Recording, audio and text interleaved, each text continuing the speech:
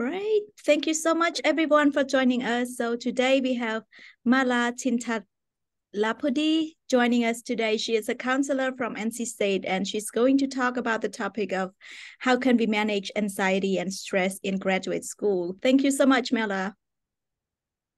Thanks so much for having me, Somanita. And I'll be talking about mental health in grad school. Like I said, that sometimes that's even hard to put those two words in the same sentence, right? You tell people you're in grad school and they say, oh, I'm so sorry.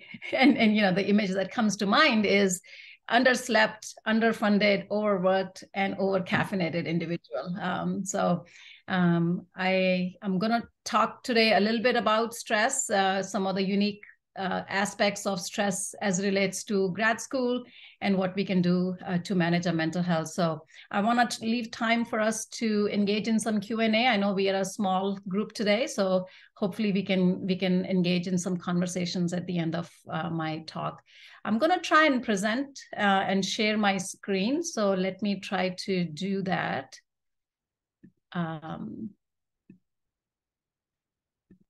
Please let me know and when you can see it.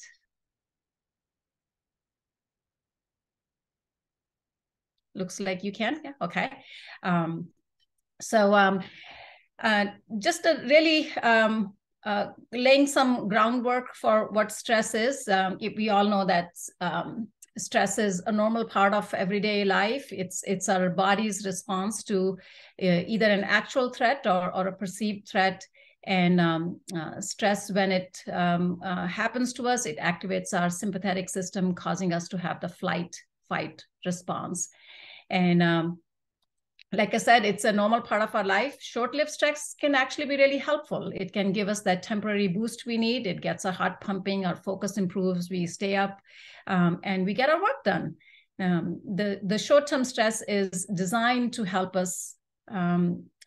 It's called eustress, and it's designed to help us deal with the challenge, finish our paper, do the presentation, kind of like a little bit of what I'm feeling right now doing this presentation. But once the thing is done, we relax, rebuild our resources, and ready to handle the next challenge. No problem, right? But what happens when the stress is excessive or continues for long periods of time? That is when it becomes distress. And distress can show up in many different domains of our life. You may notice emotions like anxiety, depression, irritability, loneliness, or physical problems like sleep changes, appetite changes, upset stomach, loss of energy. It may show up in mental symptoms like self-doubt, a lot of negative self-talk, not good enough, not going to get it done, unworthy, don't deserving of success, decreased motivation, low self-confidence. And it can show up in behaviors where we start isolating ourselves from others, missing assignments or skipping classes, increasing substance use depending on alcohol, smoking, or other drugs. And for some, it may even be self-harming behaviors or suicidality. These are all the different ways that stress can show up in our body, and different people, it'll show up a little bit differently. Let's look at this graphic a little bit, which highlight kind of some unique factors during grad school that impacts mental health. And some of these will hit right home for some of you. There are a lot of things that make grad school a very unique experience. Like I was talking with Somanita right before this presentation, there are so many responsibilities that are pulling at you at the same time. Research, thesis, teaching work, family, finances, job search, so much to do. And it all feels like you're shooting at a moving target. There is a culture of acceptance in grad school. You're told to expect and accept that grad school is going to be miserable. Overwork is embraced. Lack of sleep is seen as a sign of commitment. You experience so much internal pressure to do well. And then there's external pressure from advisors, family, society. For some of you, the advisor in your committee holds so much power over you and you're afraid to mess up. There is this notion of publish or perish mentality. And on top of all this, you have to be completely self-directed. You have to set your own deadlines. You have to create your own balance. And if you're not good with managing time, you're not good with saying no or setting boundaries, that can be a really hard thing to do. Someone said that grad school is the best place to develop a robust imposter syndrome. There is imposter syndrome is this persistent inability to believe that your success is deserved or the result of your own efforts. There is this persistent kind of a self-doubt. You feel like a fake. Despite there's proof of competence, you feel like you're not going to get it done, or that somebody's going to find out that you don't deserve to be here. It's important to notice, and interesting, when I was doing research on imposter syndrome, that this was actually first recognized by 2 American researchers in highly successful women who didn't deserve that their success was a result of their own work. And imposter syndrome is a phenomenon that's commonly seen in high achievers, especially among women, and more amongst Asian minority groups, though it has now been defunded in the sense that they're saying that it's developed in both male, female, and other identified groups. It's just that women talk about it more or share about it more. So it's heavily seen in women, but it's seen in all groups across the board. Interesting to note that it is not a DSM diagnosis. You will not go to a psychiatrist and get this as a DSM diagnosis. It's part of the common human experience. And so let's talk a little bit about why,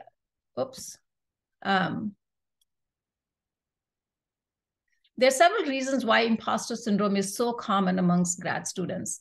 The reality is that you're all high achievers. You got good grades all your life, probably worked really hard to get where you are. You were probably at the top of your class. And maybe you remember that day when you got into grad school, the Instagram posts, the high fives, the Facebook likes. And now, after you are in it for a period of time, you don't feel so good anymore. And you start questioning your decision. Maybe you feel like you have to get it right. You're afraid of failure. Maybe for some of us, our cultural upbringing or parental messages have been that we must always give credit to others, and you never really learn to internalize your own success and recognize the role that you played through hard work in the success that you achieved. In grad school, there are usually no external markers of success like grades or feedback. No one's telling you that you're doing a good job. In fact, the reality is no matter how much you do, the feedback is negative. Goals are ambiguous and expectations can often be unrealistic. You start to compare yourself to others. Everyone talks about their accomplishments and papers and what they got done. And all you want to do is sit at your desk and cry. And sometimes you feel like, am I the only one who feels this way? And all of this becomes a perfect breeding ground to start doubting your abilities.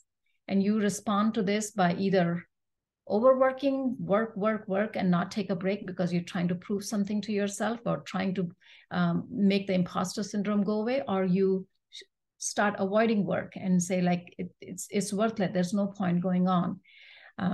You create a kind of an inner self story of not good enough. It doesn't matter. There are many different versions of this not good enough story that can play in your head. In fact, the reality is when we start fighting for a kind of a consistency in that story. If somebody compliments, though, no, you're actually doing a good job. You're doing good work. Your brain comes up with all sorts of reasons to start to discredit that. You may say things like, oh, I had help. Or anyone can do this. It was luck that I was able to do this time. Or maybe it was too easy. So there are lots of different ways or different reasons we start to give why we discredit the compliment and we feel like the success is not the results of your own hard work. Does that resonate with the people? Yeah, all of this, Mala. Yeah, all of these. We try to. It's almost like we are trying to get rid of the evidence that we actually deserve it. So very common experience, and if you are in places where you interact with other graduate students, you will find yourself saying these things. You'll catch yourself saying these things to each other, or even thinking that if you're not saying that out loud. So a really common experience to have this imposter syndrome and discrediting your success. So the question then is, where do we go from here, right? I'm assuming that's why you're here, because we want to find out how can we actually get some skills to manage anxiety. How do we handle this imposter syndrome? And hopefully, as I'm talking about this and sharing some of the common things that people think about, that you maybe think it's a little bit normal, that you're not the only one who feels this way. Research has shown that 70% of people have imposter feelings, and the rest 30%, they experience a full-blown imposter syndrome. So very common, not a DSM diagnosis, it's a common human experience. So we must learn strategies, how to manage stress, how to manage this imposter syndrome. So the first step to solving any problem is to acknowledge there is one. So you are all here. So the first step I would say is to acknowledge that you're in pain.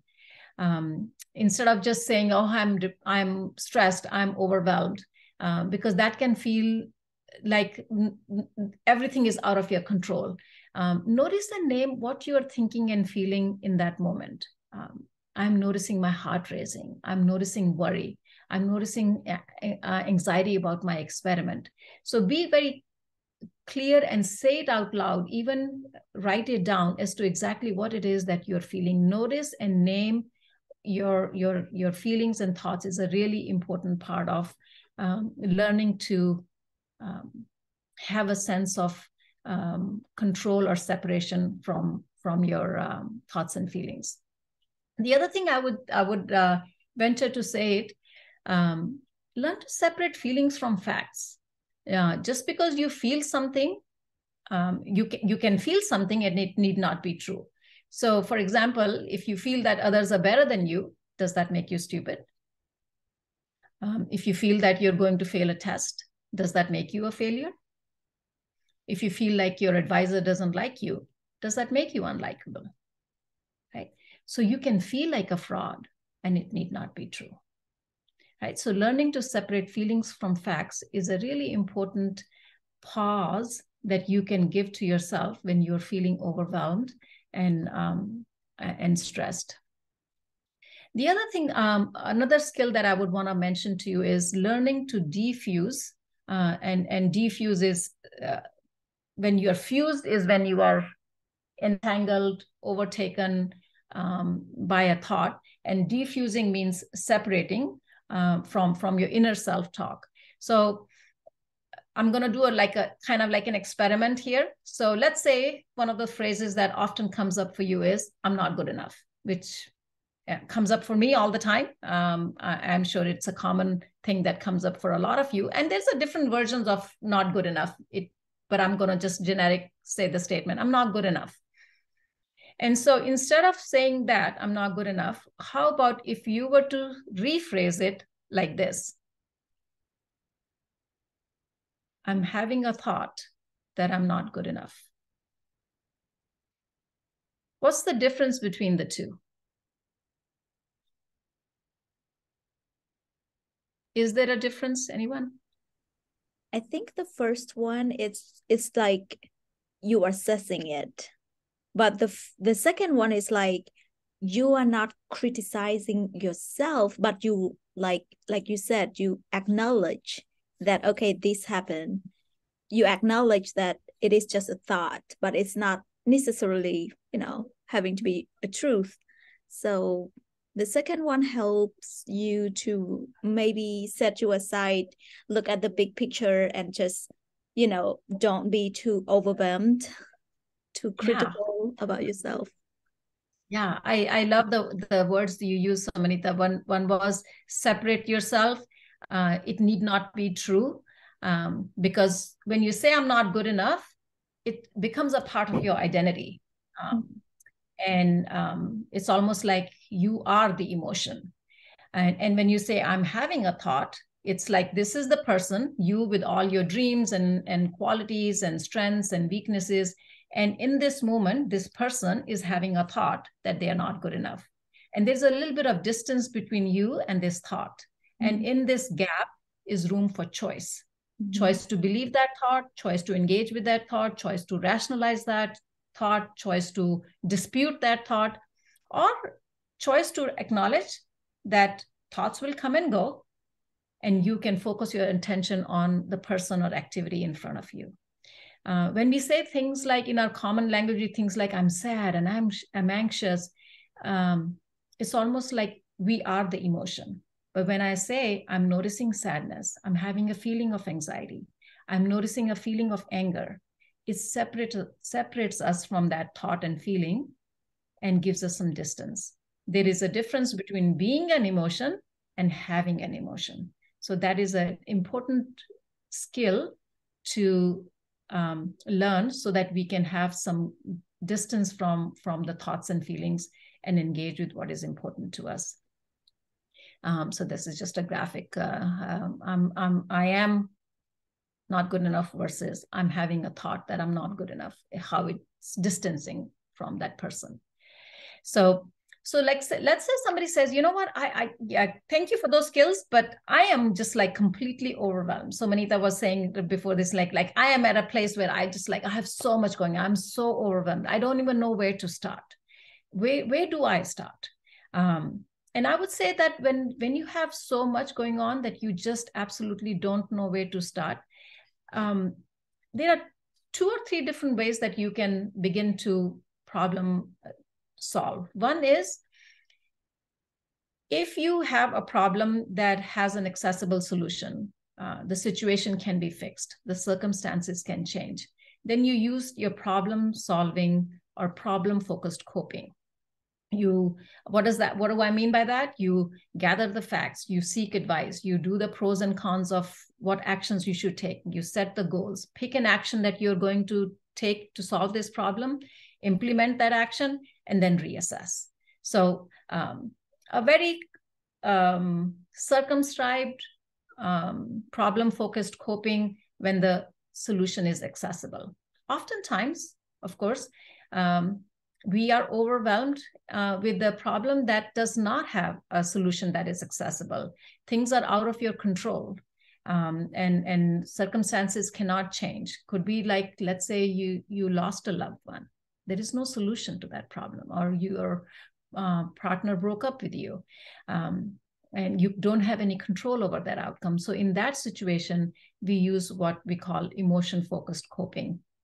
And you acknowledge your lack of control, you manage your expectations, connect with others, practice some self-compassion, and for some time, instead of focusing on yourself, helping others can also give us a sense of emotional coping. So we'll talk a little bit more about that later in the presentation, but sometimes and oftentimes we need to do both. We need to use the problem-solving skills and also the emotion coping skills, because there's often both aspects of that in any given situation. Let's expand just a little bit about when we talk about problem-solving skills or problem-solving coping. Be realistic. Manage your expectations. Examine what's on your plate and focus on what is in your control. I would even say that I often, when I'm talking with students, I will say, do this exercise on paper. Draw a circle, and this is your circle of control. And inside the circle, write all of the things that are in your control, things that you can do with your hands, your feet, your tongue, your body. Who do you call? When do you call? How long you talk? What words you use? Whether you write the paper, do you go to the office hours or not, all the things that are in your control, and then write the things which are outside your control outside. And then just evaluate, where am I spending most of my time? Okay. Oftentimes you will see that if you're spending a lot of your time outside your control, you are losing, you're not having enough time to do the things which are inside your control, which can actually make things better. So this exercise can really help you to intentionally bring your focus back to inside the circle, and accept and acknowledge things that are outside your circle, and practice some self-compassion. And I'll talk a little bit again more about how the things outside your circle they really point to what's important to you, and it's an indication of what is valuable in your life. But I'll talk a little bit more about that. But this is a really good exercise to give you again a sense of not everything is out of my control. There are things which are in my control, and I can focus on that. When you are doing, I'm not going to go into the SMART goals a lot. The SMART goals is an acronym that oftentimes is taught in undergrad and graduate school. I'm sure you've heard people talk about this.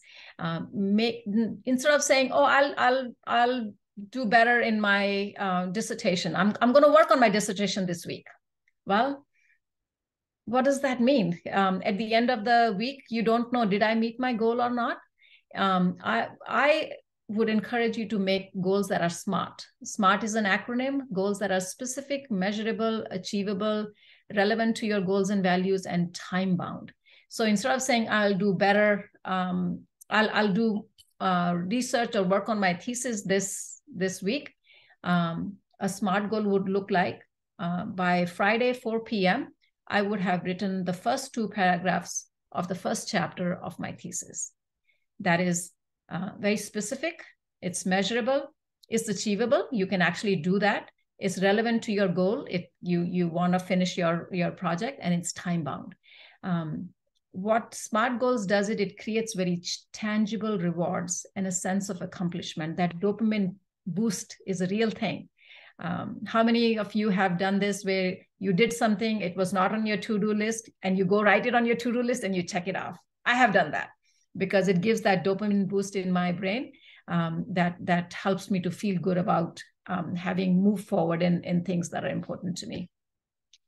The next skill, which I think, again, a lot of grad students probably know, when you are trying to prioritize and plan all the things that are on your plate, using this 4 quadrants: important, urgent, not important, not urgent, and do this on paper.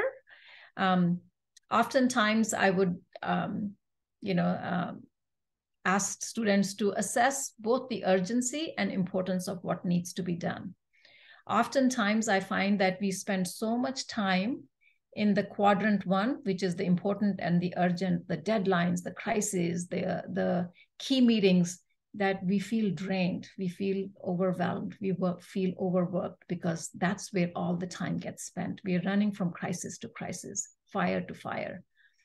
But if we plan better, if we can do some preparation and spend more time in quadrant 2, we can start to spend less time in quadrant 1. So think about this process. Where does lab work go in these 4 quadrants? Where does my writing go? Where does self-care go?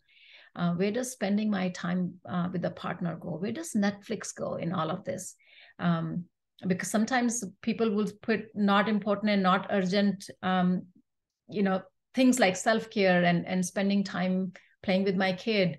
All of those are self-care, and they need to go in the important section, because we can't not restore ourselves and spend all the time in important and urgent. So this is a really important, if you want more information, there's plenty of that on Mr. Google, or you can talk to somebody who has good time management skills. So just a little bit about, we talked about the emotion coping skills, and you're doing all of these things, you're making the plans, you're prioritizing, you're making SMART goals, making sure that you take time for yourself, set boundaries about what you're going to do, when you're going to say no, and who you're going to say no to. Try to create a little bit of work-life balance by engaging in hobbies, playing with your kid, taking time to spend time with your partner, going on a date with your partner. Schedule breaks in your calendar. On your Google Calendar, make sure there is 15 minutes of going out for a walk, 20 minutes of cooking a meal for yourself, just time for relief and restoration. Make a daily habit of practicing acceptance and self-compassion. Self-compassion means being real with yourself, recognizing that this is a hard time. When you're stressed, do something kind to yourself. Do something that's caring and supportive to help ease your suffering.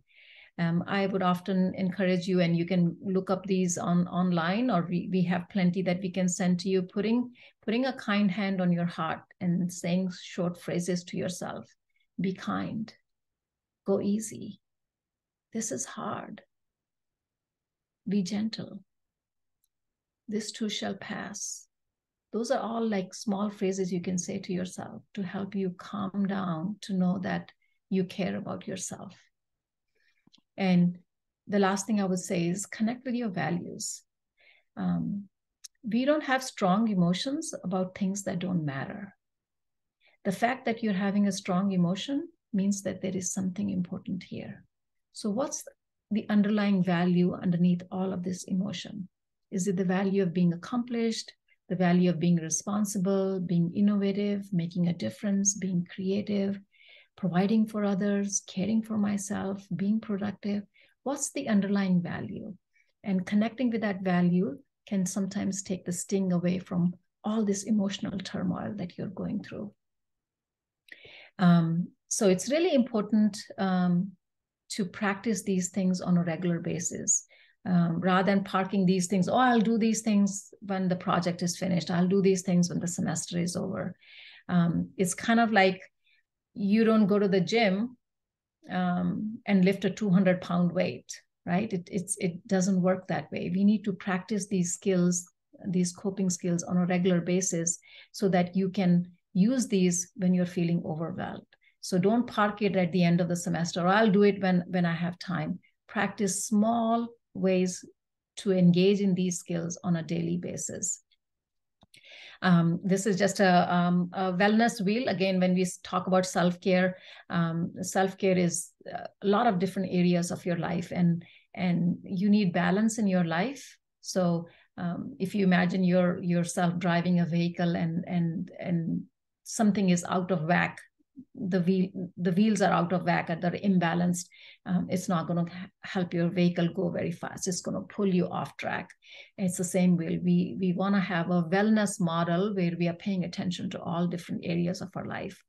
And this is an acronym that I have seen come up. I often use it. RESTED is an acronym. R is for relationships, E is for exercise, S for sleep, T is for time alone, E is for eating, and D is for drugs. If you take medication, take them on a regular basis. And if you take alcohol or other substances, do it in moderation. Do it where it's not pulling you off the track where you want to be. So this is a good acronym to have. I always encourage people to ask yourself, am I rested today? Again, it's not something that you do at the end of the semester. It's something you engage in on a regular basis. Some online apps are there. You can always check those out, have them on the phone, and use them on a regular basis. Some of them are subscription-based, others are free. This is just a fun graphic I found. You can take some time. We'll share this. You can print it out, put it on the wall. And sometimes it's kind of fun to trace it and see where you are at. So it's just a fun graphic. And you don't have to do it alone, right? There's a lot of skills I talked about, but you are not alone. We are here. Your success is our success. So there is contact information here. You can take a screenshot, but or somebody that can probably share this slide with you. You can come through triage, do some initial paperwork, and get connected with services. We offer lots of different types of services. Individual therapy, of course, is the backbone of what we do, but we also have group therapy and workshops. We offer academic counseling, psychiatry, and if you don't want to be with us, you want to seek off-campus referrals, we also offer those things. An important thing is that our services are covered for all enrolled students. There is, for psychiatry, there are 2 appointments that are covered, and then your copay from your insurance kicks in. It's a little bit different for postdoc students. Their insurance works a little bit differently, so I won't if you have a need to connect with us, come and connect. We have a list of that we can look up, and if there are, if you are able to access our services are available to you, we will of course offer it. And if they are not, we can connect you with grants, and we have some funds and money that we can help you get connected to if you need to get connected with off-campus services. I just want to mention that some of these groups that I listed here are specific to grad students. So we feel like grad students have unique needs and unique circumstances. So we want to pay attention to those. We have a grad USO group. We have a women of color support group. I run an international USO group, which is a lot of them are grad students. So the international USO group is a really unique place for international students. There are also other treatment-specific groups for eating disorders, Come As You Are, which is for those who are struggling with substance use, DBT, and LEAP is a coping skills group that I run. It's called Living Effectively with Emotional Pain. So we have a lot of resources. Connect with us. You can ask questions. I'm going to stop sharing my screen so we can actually take those questions and see if there are other things that people have on mind that they would like some help with. But that's all I had for today. Wow, this is wonderful, Mala. I can say that I relate to almost all of them, except that I don't drink, so I don't have those coping mechanisms. But and that reminds me of, so I listened to the motivational speech. They talk about like, if you are not ugly, sick, stupid, and broke at the same time, probably it's not the end of the world. And that reminds me of like, when we are feeling as an imposter, sometimes we just feel everything. We just probably telling ourselves a lie that we are everything that we probably are not. So I have a question for you. I wonder if, can you hear me okay? I can. Okay. So if our brain is hijacked by grief, stress, burned out at the same time, what would be your, recommendations for self-care? Like, or how can we manage it? Like, really, that we can just. I think it goes back to the same thing that I was talking about. First is to notice a name. What exactly is going on? Pay attention to what this inner critic is saying. If it's saying you're too much, you can never do this, this is forever, like whatever it is, those thoughts are coming up. Acknowledge what your brain is saying to you. Write it down and reframing. I'm having a thought that this is not going to end. I'm having a thought that I'm burnt out. I'm noticing a feeling of emptiness in my stomach. I'm noticing my heart racing. What it does is, instead of you just spiraling in the wind, so to speak, it gives you the ability to step outside and notice what's going on. So the separating from the overwhelmed and noticing it. And then practicing some mindfulness exercises. There are several on the website. I can also send you some. And learning to notice our thoughts and feelings and let them go by. Practicing mindfulness of thoughts, practicing self-care in the sense, offering words of kindness. This is hard. Grad school is awesome, but it is also one of the hardest things that people go through. But this too shall pass. Others have done it. I have done many things in the past. This is not the first time I'm doing something hard. I can do this. So offering yourself words of kindness, go easy, be gentle. So learning to offer yourself the same compassion that you would offer to somebody else, and offering yourself those words, connecting with others. Oftentimes we are so ingrained or entrenched in our own suffering that we are not able to see that there is anything outside of us. So learning to connect with others who are suffering gives us a sense of like, yeah, I'm not the only one. There are others who are suffering alongside, Doesn't mean that you are happy that they are suffering, but it normalizes the pain and suffering that you're going through. And it gives you the ability to go on rather than saying, I give up. So a lot of these skills, and of course, depending on what a particular person's situation is, one skill may work better than others. And that's why I threw out a whole lot of different coping skills, because different people are wired differently. And something may land really well in your square, and the other person said, that's never going to work for me, right? So we want to notice that we are all different, and some things will work better for one person than another. So do what works better for you. Check on what has worked for me in the past. When I have gone through hard things, how have I dealt with it? What has worked for me? And then notice a name and say, can I practice that again? Mm-hmm. This is so powerful. I'm just thinking about, like, what if a student used to rely on their partner when they are stressed out, or when they are having problems, but then now they are divorced or they are broken up with their partner. They would be like, oops, that used to be how I cope with the issue, but now I don't have that support system anymore. So I've got to navigate something else. Like you said, maybe I should start building a new network connection. Maybe I should start doing something else that, can boost my passion to live, to be alive again.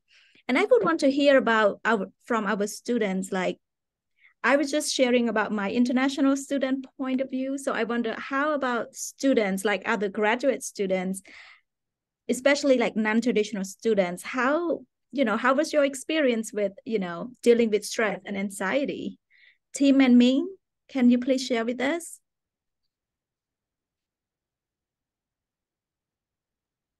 I guess for myself, I think the biggest thing I've noticed is it's more prevalent and being talked about now versus when I went through my master's degree, a few years ago. That it's in the forefront now, where before it used to be the mentality of, we'll just suck it up. It's part of what you have to go through.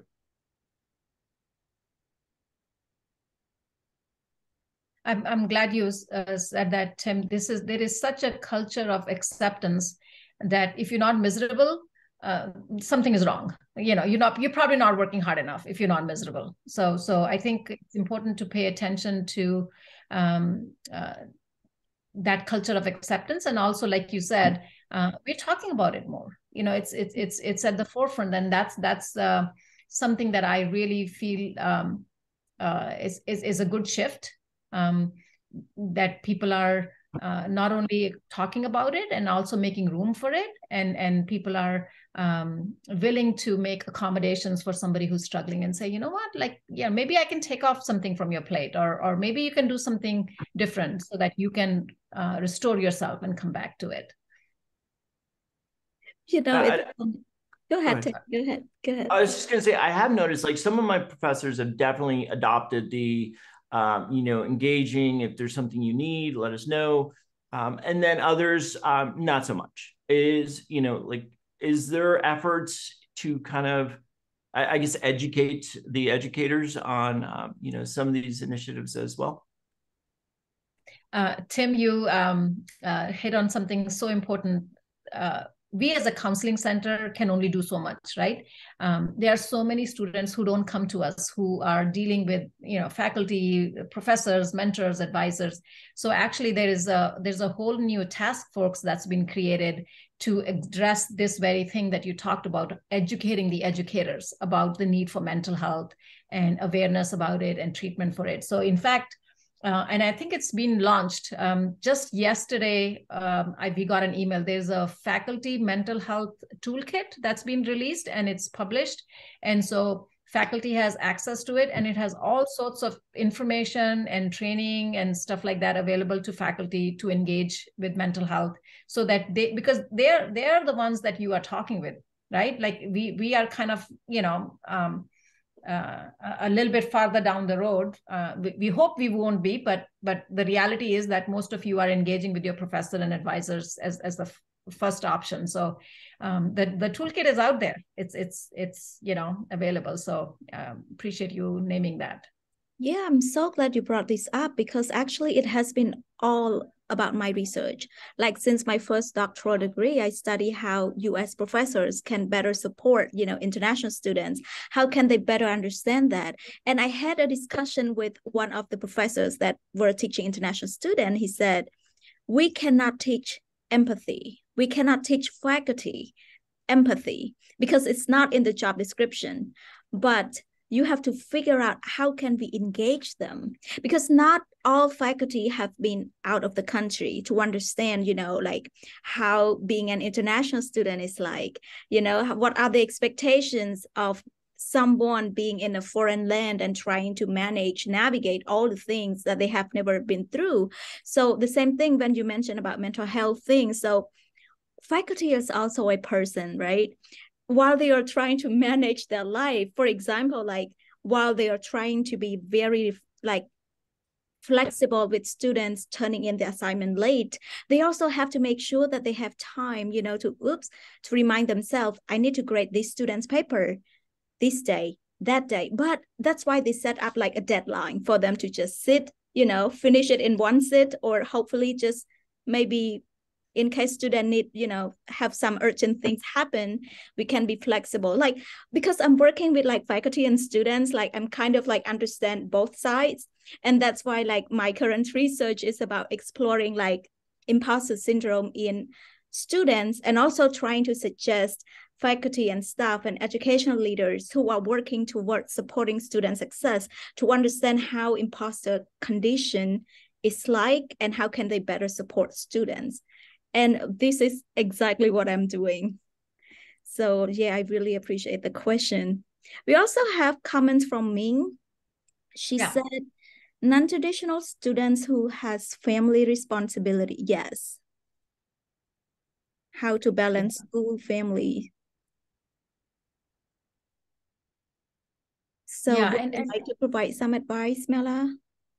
Yeah, I think it goes back to like that wellness wheel. Like there is if you and I don't have it pulled up, but there's family, there's work, there's social, financial, all of those pieces are there. And I think the important thing is to pay attention to all of those pieces. So maybe, if you look at your Google Calendar, right, and see what's on it. How much time is there on your Google Calendar for work or research responsibilities?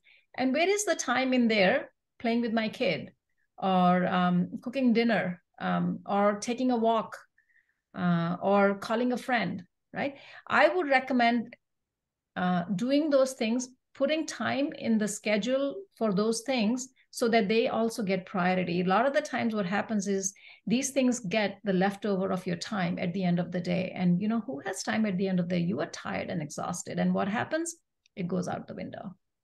So learning to schedule things in your Google Calendar so that when 11:15 hits, and you still have 3 more paragraphs to write, and you'll see in your calendar 15 minutes of taking a walk outside, you can say, okay, I scheduled it.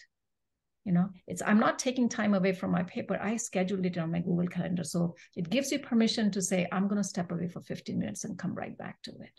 So that's how we create balance, by intentionally making time on our Google Calendar for things that are important to us, things that need to get done. When you are, I often think of ourselves like this rubber band. Rubber band, this is how we are supposed to do work, relax. That is how we are, that keeps us flexible, that keeps us accountable, that keeps us going. If we do this for prolonged periods of time, that just leads to burnout. Mm-hmm. That just makes us demotivated, depressed. And so we want to give ourselves time by scheduling breaks in our calendar. Yeah. Most of the time when I think about like being burned out and I would like to take a rest, maybe just one day, I would feel so guilty. I would think about like, what if I spend the time, maybe taking 2 hour a nap for 2 hours? I could get a lot of things done. Like it's really hard to be like feeling okay, just to practice self-care, especially when you live with the deadlines. I mean, wow. Yeah. And it's hard. It's, again, we're going back to the quadrant one. If you're living in quadrant one most of the time, which is crisis and key meetings, key deadlines, then it's hard to practice self-care. Yes. Yeah. So we want to move from quadrant one into quadrant two, planning and preparation and scheduling, so that we are spending less time in quadrant one. And then when you are more in quadrant two, then there is time for self-care. You can make it easier. Now, I'm not saying easy, it's easier to schedule some time for breaks. So do you have like maybe a meeting, or how to say, a program for just non-traditional students? I know that you have international tea time for international students and something for obese people, like for, overeating and stuff like that. In terms of when you say non-traditional students, in graduate school. Yeah, I mean, we have graduate programs for graduate students, and that would include traditional and non-traditional students. So we don't have a specific one where there are, in some ways, all graduate students are non-traditional, because a lot of them have, been in the workforce or come back to it, or they, they had a first career and then decided to come back into PhD and do something. So I would say that check out our graduate programs.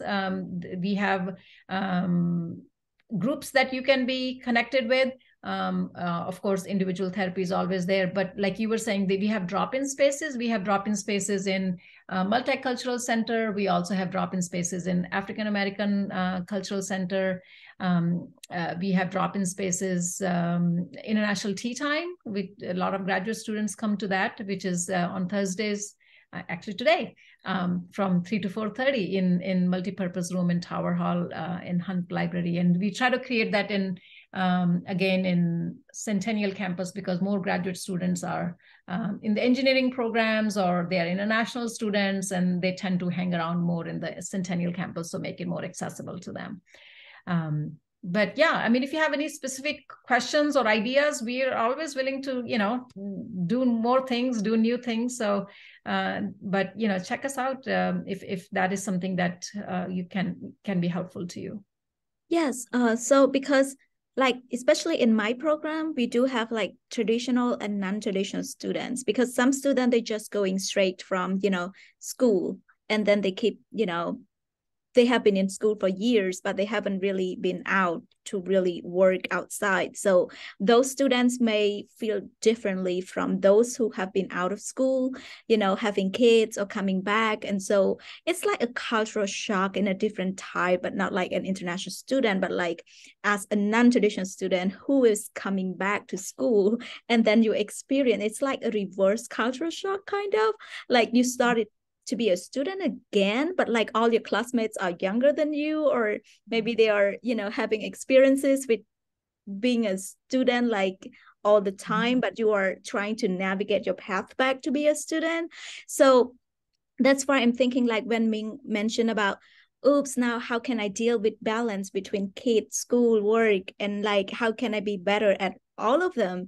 I think it's really hard, and that's why I'm thinking about if we have just non-traditional, like a space for non-traditional student only. So I think maybe students can come together and share about their, common experiences, maybe coping strategies, and asking, counselors to, help address those concerns, just like what you are doing with international students. I feel like this is going to be like a very interesting space. Yeah. And so, Manita, that, definitely having a space where others are like you and have similar background and similar experiences can be a very unifying space, because you see yourself in other people, and you get support and help from other people. And sometimes, having other people who don't have the same experience and don't have the same life story, and you see that they're struggling too. And they're having the same experiences, just in a different way. And they're also suffering from the same isolation, self-doubt, negative self-story, negative self-talk. So sometimes, you realize that I'm in pain and I'm suffering, and I know that I feel like it's because I have all of these experiences, but then others are struggling too. It normalizes things, and you feel like, okay, I can do this. I know I have a lot on my plate, but hearing other people talk, hearing other people success stories, or how they've dealt with problems in their past, can give them an idea about this too shall pass. Mm-hmm. I'm not alone. But yeah, as a starting point, having those who are similar to you gives that an instant sense of unity or unifying. Mm-hmm. And easier to relate to people. So definitely having those kind of spaces can be really important. Yes. And I had a conversation with like international students and also non-traditional students. They said, I don't feel comfortable talking about my problems with a stranger. For example, even a counselor or a therapist. They are a stranger to me. And how can I feel like they clearly understand what I'm going through, and even their advice, it's probably not even applicable to my situation. And then I said, so I wonder, like, according to your experience, when do you think a student should seek help, or they can just do self-healing? Yeah, so Amrita, that is actually a question that comes up pretty often. And I've heard it more from international students, because having a cultural context that is different from the mainstream cultural context here can be pretty unnerving. And so a lot of the times when I talk to students, they said, well, they don't get it. Like, how can they understand my problem when you don't understand my cultural context? And so I would say to that yes, every student is unique, and your cultural context is unique, but we all have, as a human body, we have the same way we process things, the same difficulties, the same thoughts and feelings. So even if I'm from the same culture, I may not completely understand your context, but we understand enough about human experience where we can come alongside and say, this is another way to look at it.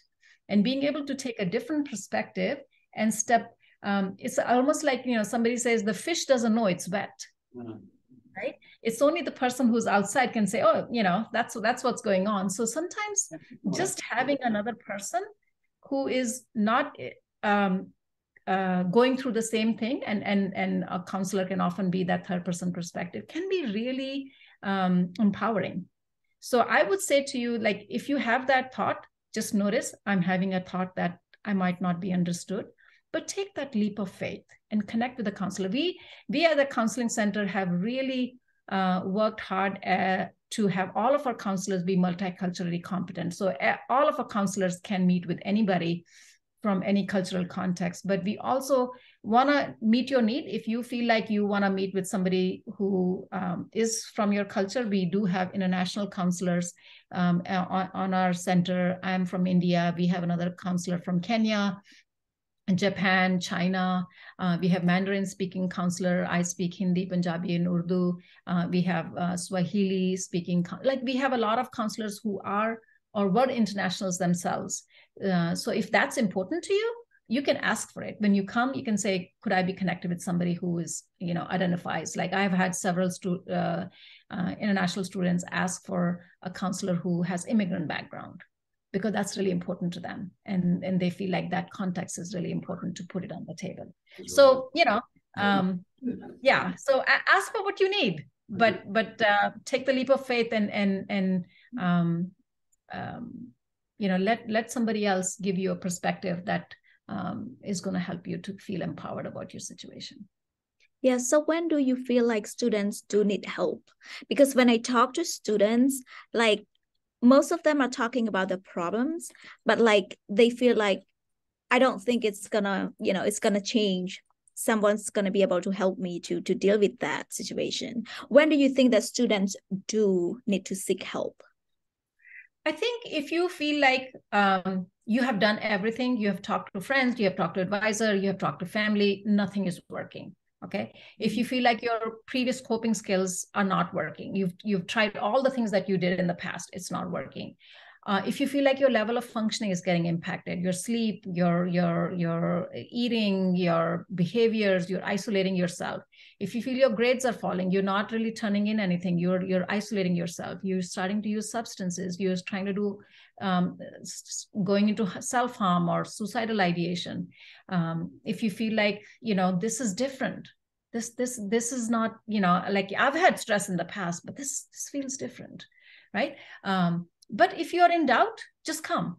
Like I say, what's the worst thing that could happen? That, the counselor says, you're fine. Like, let's just, one session is all you needed. You just wanted one session with a counselor and you felt so much better. That's fine. That's what we're here for.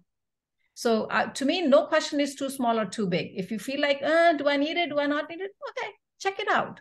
Do one session with a counselor. And if that's what all you needed, all for it. This is awesome, Mala. I do hope that students take advantage of this counseling service, that is really helpful for their graduate journey, especially in graduate school. It's stressful, but it's also rewarding. So, yes. Is anyone has any questions for Mala today? I don't, but thank you very much. Yeah, appreciate it. Thank you for having me, and let me know if you need any other information, if you need the slides or whatever. Happy to support it in any way. Yes, thank you so much, Mala, for taking the time to do this wonderful presentation. And I do hope that a lot of students are going to benefit from this session. I'm going to post the recording and also the slides to the website, and the students will get it very soon. Okay, thanks so much. You have a good day. Take care. Okay, bye-bye. Bye-bye.